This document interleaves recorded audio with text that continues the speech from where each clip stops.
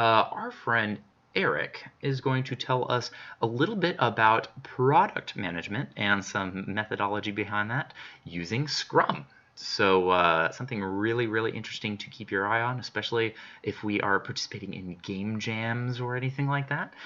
Please, everybody, if you could give some digital claps to our friend Erik. Hi, everybody. My name is Erik, and thanks for dropping by my talk. And thanks to PIGSquad for putting on these talks. It's great for us to all learn, what each of us knows, and share what we know. So today, what I'm going to share is what I know about Scrum, specifically how Scrum can be used for small and solo developers. But before I get too deep into that, let me talk about myself a little bit. My name is Erik Dewhurst. I have been building software for over 20 years in various capacities. And for the last 15 years, I have used Scrum in one form or another to build predominantly software. I'm not building physical product very often. It has happened. And last year, I got myself Scrum certified, which more or less just meant I went to a class for 2 days and verified that everything that I'd been doing for the previous 15 years was, pretty much on par with what the official expectations of the Scrum process are. Let me tell you what I'm going to tell you about. So obviously I need to tell you what Scrum is, how Scrum works, and then hopefully I'm going to spend the majority of the time on how I have used Scrum as a solo developer. Right, let's get right into it. So what is Scrum? It is a framework for product development. That's really the basis of it. And you might think, well, there are probably other frameworks, and of course there are. What makes Scrum different?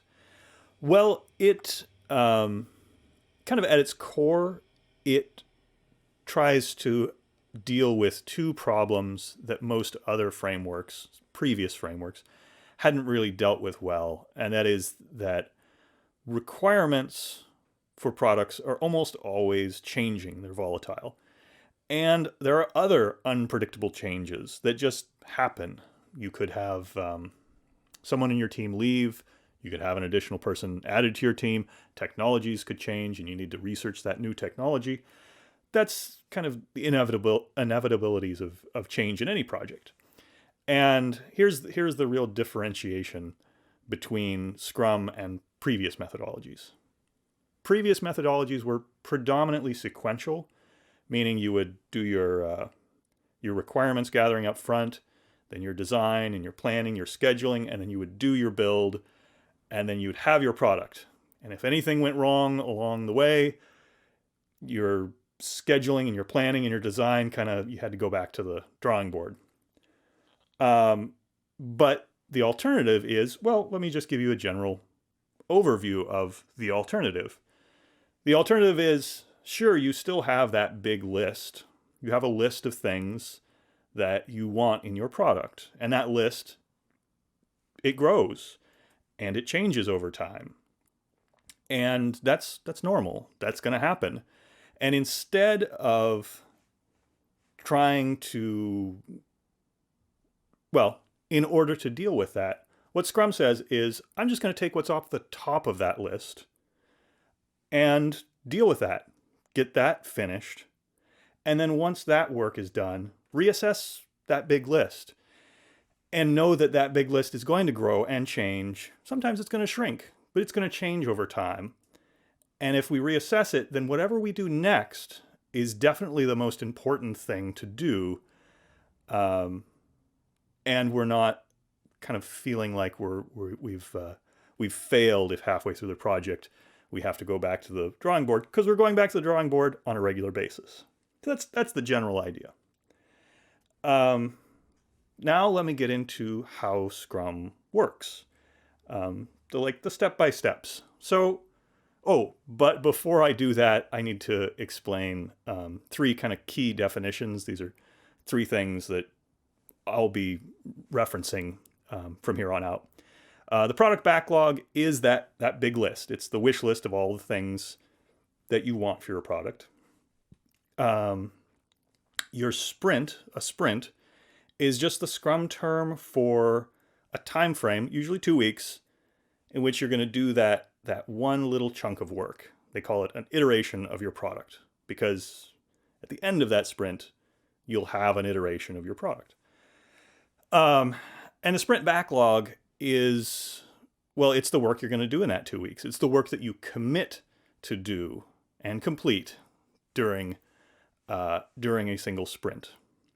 So now that we know the terms, we can get into the basic steps. So number one, the beginning of this entire process, someone, the product owner, creates the product backlog. Now, obviously, this product backlog changes over time, so it's not the end-all, be-all of the product backlog. But after they've created it, then, as a team, and usually the product owner is a part of this team, you pull 2 weeks worth of work out of the sprint backlog, or sorry, out of the product backlog and into the sprint backlog. So you take from the big list and you put into a smaller list. And then, of course, you do the work. You being the developers. The product owner isn't considered strictly part of the development team, but oftentimes they are, especially in small teams. So the team does the work, and on a daily basis, they meet and make sure that they're on track to finish everything that's in the sprint, because it's really important to commit to what you're doing in the sprint and completing it. Because at the end of that sprint, your product should be potentially shippable. I like to say it's a potentially demoable, especially in gaming, because at the end of that 2 weeks, you should have something you can demo to people. You can show it off, and that's a real value to Scrum in the game space, because a demo is a thing you kind of sell yourself on what you've finished. So also at the end of the sprint, you've finished and you've got this product and you can demo it, and you demo it for yourself. So you as a team sit down, try it out, see what you think, and inevitably that review leads to things that you didn't expect. And that's kind of the beauty of Scrum, is that it expects you to find things you didn't expect. So you're going to review this incremental product and say, well, there was a bug and there's some mechanics that are really cool, and maybe we should work on that a little bit more, maybe tweak them a little bit. And then that goes in your product backlog, all of these ideas that come out of the review. And then the whole process starts over again. The product owner makes sure that the product backlog is nicely ordered and the most important things are at the top. And as a team, again, you pull in the next sprint's worth of work and it all starts again. So I have some kind of guidelines. These aren't strict rules, but they're guidelines that I think are important. The first one's pretty much a rule of sprint, and that is, once you start a sprint, you can't change what's in the sprint backlog. If you do, you're not doing Scrum. It's things really fall apart if you allow yourself to be distracted and you allow your priorities to change mid-sprint. So that's why I have that twice. And the reality is, when things come up during your sprint, that's okay. That's the nature of things. Things will come up. Put them in your product backlog. You don't have to do them immediately. They can wait until next sprint. It's cool. And then the next one, I think it's just a good thing in general. Doesn't matter if you're doing Scrum or not. If you keep your tasks as small as possible, you'll be happier. And there are really two reasons for that. The more you break down any task into smaller parts, the less ambiguity there is. because the work of breaking it down means you're answering questions. How many parts are this? How many parts can this thing be broken down into, and what does each of these parts mean? And you get a lot of clarity. But also, when you have, let's say you have 5 tasks that are small tasks rather than one big task, when you complete each one of those, you feel a sense of accomplishment. It's just really valuable in motivating yourself and your team. So anyway, number 5 and 6 on this list, I think are a nice pair. One is you always do the highest priority work first. I say always, but of course there are exceptions. Sometimes you can't. There's some sort of blocker. Something's in your way. Maybe someone on your team, you're relying on them to finish something before you start the next highest priority. But work on the highest priority thing you can work on. And bugs are always the highest priority. Cool. But you know what? There's a lot more to Scrum. There are lots of parts I haven't talked about. There's things like planning poker and burn down charts and all sorts of stuff. And quite frankly, that stuff's not particularly important. I think it's more important that we just see it working. Hold on, I'm going to get a little bit of water. Okay, so we can get into the gritty reality.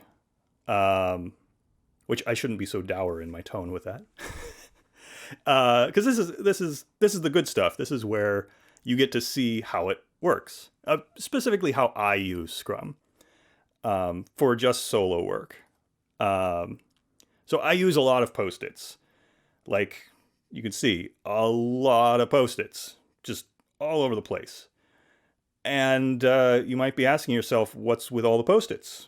Well, every one of those Post-its that I just showed has a couple things going on. One is some text, and one is a number. The text is pretty much just it's a short, simple explanation of the work. I mean, everybody's done this. They write a quick little, hey, here's the thing I'm going to do on a Post-it. You put it somewhere. And for me, each one of these, it shouldn't represent more than like 30 minutes, maybe 4 hours, like maximum 4 hours, minimum 30 minutes worth of work. If it's less than 30 minutes, I'll probably still make a task if I think to write it down. But if there's more than that, like if there's more than 4 hours of work, I'm going to break it down and it's going to be more than one of these. And then there's the number. So the number, a lot of things about the number. It is the level of effort. It's how much time, but it's not in hours. It's in kind of an arbitrary number. In Scrum, they call these story points. And it's common to use the Fibonacci sequence. I like the Fibonacci sequence. What's important is that these numbers they're not specific. You don't want to be being fiddly about, is this a 5 or a 6 or a 7? No, it's either a 5 or an 8. It's either an 8 or a 13. There's no 9, 10, 11, 12s, because if you're quibbling about those details, you're kind of wasting time and effort. It's just not necessary. What matters is that if something's smaller than an 8, is it a 5 or a 3? It's going to be one of those. If it's one increment smaller than an 8, then it's a 5. And the other thing, so it's important that they're relative to one another. You size things relatively. And it's important that you can add them up. By the nature of them being numbers, you can add them up. So why that's important is because at the end of your sprint, you might have 10 tickets, let's say. Let's say they're all 5s. Well, that means you got 50 story points worth of work done. And in the next sprint, you can say, well, I'm going to load about 50 points worth of work into this sprint. And I'm pretty confident I can get that done. And the more sprints you do, the more you see how much you can get done in a sprint, and the more accurate you can be about getting stuff done. And quite frankly, your first sprint is going to be weird. Oh, right, the Fibonacci joke. It was a stretch. Sorry. So right here now, I'm going to walk through my process. Here's my product backlog for a project I'm working on right now. It looks like a mess, and it kind of is. At the top, though, everything is prioritized. Everything in the top 3 lines, they have numbers on them. I know what each of them means. They're broken down in pretty good detail, and kind of more importantly, they're prioritized. That's the most important thing. And you can see on the right, there are like 3 tickets that are just kind of sitting there. Well, there's a 4th one in the upper right. All of those are just, I haven't prioritized those yet. They're things I've thought of. They need to go on this board, but I haven't prioritized them. So that's what my product backlog looks like. It's kind of a mess, and that's okay, because the stuff at the top, that's the important stuff, and I know where it is, and it's prioritized and sized. And this is my whiteboard. It's like I use this constantly. And I'll break it down. Top left is my sprint backlog. So at the beginning of my sprint, I pull from the product backlog. I put the stuff right here in the top left. And then I take a couple extra tickets, in this case 5, from the top of the product backlog, and I put them down there because if I finish my sprint, I want to quickly be able to know what's the next thing I should work on, and I'll grab it from there. And then you can see there's a big space in the middle that's my doing. I'm going to make notes there. Well, let's just walk through it. So day 1, I pull the first ticket off of my sprint backlog, and I start working on it, and I make a bunch of notes about it. And then at the end of the day, I put it in the done pile, and I pull the next one. And this is the beginning of the second day of the sprint. But you'll notice something. I have something that's appeared here. You may or may not have noticed, but something appeared there between day 1 and 2. And that was, it was a task that I identified between day 1 and 2. And I'm not going to put it in the sprint backlog. I'm not going to say, oh, I need to get this done right now. I'm not going to stop what I'm doing in order to do it. I'm going to just take a note, put it there in the top. Well, not even at the top of the product backlog. I'm putting it there as a note that this hasn't been prioritized yet. So that's why I put it at a 45-degree angle. Get some more water.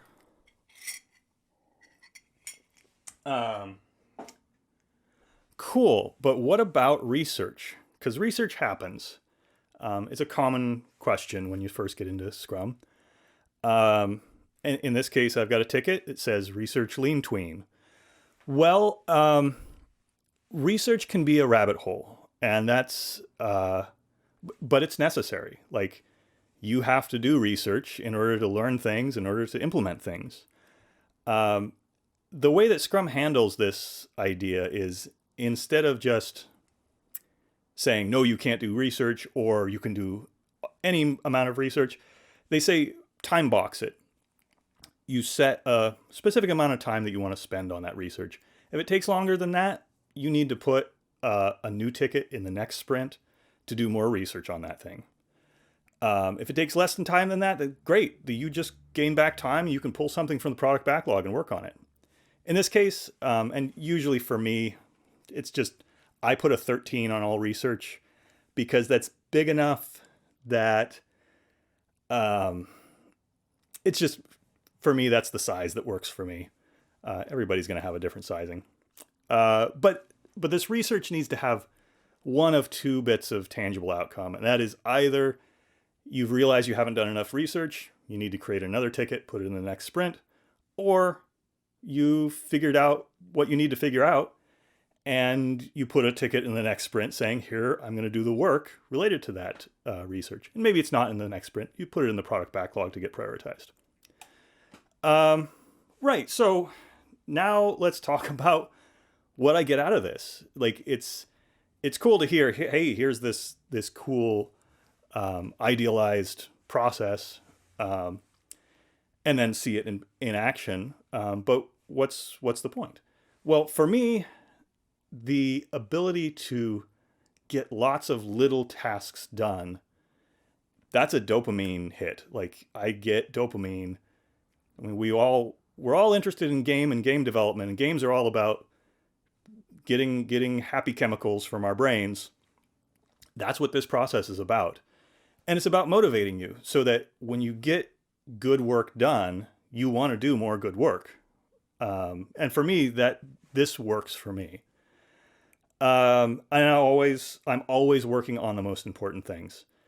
Like, that has helped me so much because I've been in situations where I'm working on some passion project, or I'm working on even a work project, and I'll get too interested in doing fun stuff, but I'm not working on the important stuff. And you can say, you know what, it's important to me to stay motivated in this passion project, if you will. Um, it's important to load things that will keep you excited. So if you want to do research into some cool new tool, put it in your sprint. Um, but that, but you've made that determination. It is important to you, so you're going to do it. Always having working software, that is wonderful, because if somebody asks me, like I'm kind of shopping around for artists right now, and if an artist asks me, "Hey, what are you working on?" I can just be like, "Oh, here it is. Here's a demoable prototype. Check it out," and that's so valuable. And that software is always improving. So every time somebody asks me, "Hey, what's it look like now?" and hopefully it should be a better version of the previous version. Otherwise, I'm doing a really bad job. And like I beat myself up a lot about changing my priorities. I think we all do this thing where we say, "Well, I didn't think I was going to be doing this, but now I'm doing this, and because I didn't know up front I was going to do this, that's bad." And Scrum kind of lets you let go of that idea. Lets you say it's okay to not know everything up front. It's okay to not have a perfectly clear vision of exactly what you want up front, because nobody has that. Everybody goes through a process, and this just helps you work through that process. And I talked earlier about how when you finish a sprint, you can count up how many points you've gotten done, and then you're really aware of how much you're capable of getting done.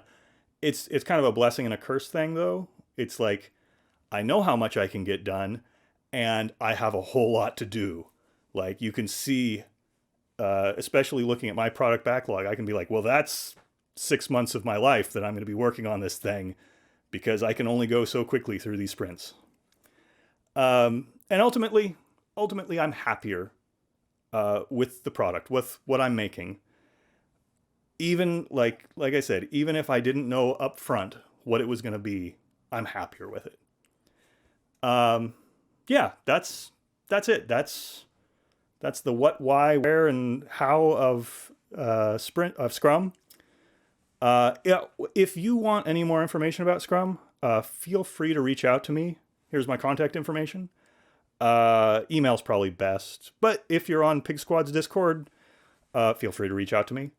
I can get you resources on Scrum. I can help walk through things or talk about some of the details, answer questions about it. All right, that's it. Thank you very much. I hope you enjoy the rest of the talks. Alrighty, round of applause, please. That was great. Hello, everybody. I'm back. That was awesome. There were a lot of questions. The chat was very, very active over that talk. Thank you so much, Erik. A lot of good information, and it seems like there are a lot of people in PIGSquad who have experience with project management. That's really, really cool. Some of the questions that were asked and then answers that were given include, let's see here, making sure that there are consistent levels of engagement from teammates. It's hard that if there engagement fluctuates in the middle of a sprint. That makes it a little bit harder to plan. So you kind of have to make your best guess at what each team member should commit.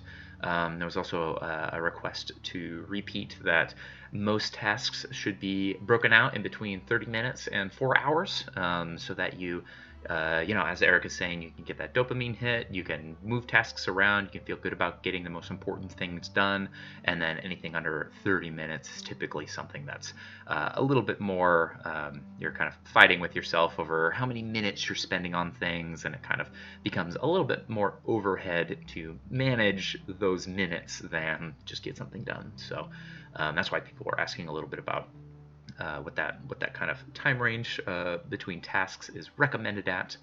Erik also mentioned in the chat that, of course, you at first kind of have to take your best stab at things, but that after 2 to 3 sprints, the goal of being able to take stabs at things and put numbers on things and estimate your time is to make sure that over time, eventually, you kind of get in a flow and each teammate can do a little bit better of a job at estimating what their time is like. Let me see. Oh yeah, and physical media as your tickets. I think that's another reason why a lot of people in the chat here are referring to tools like Trello, Hack and Plan, Jira. Some people use Google Sheets. Some people use Smartsheet, Asana. A lot of these softwares will enable you to kind of click and drag on your computer screen a card that feels a little bit more physical. You can throw it into columns. You can kind of have that tangible element where if you're moving things up and down in priority, it makes tickets swap around automatically. So anyways, that's for those of you listening and or were not able to see the chat. That's more what people are talking about.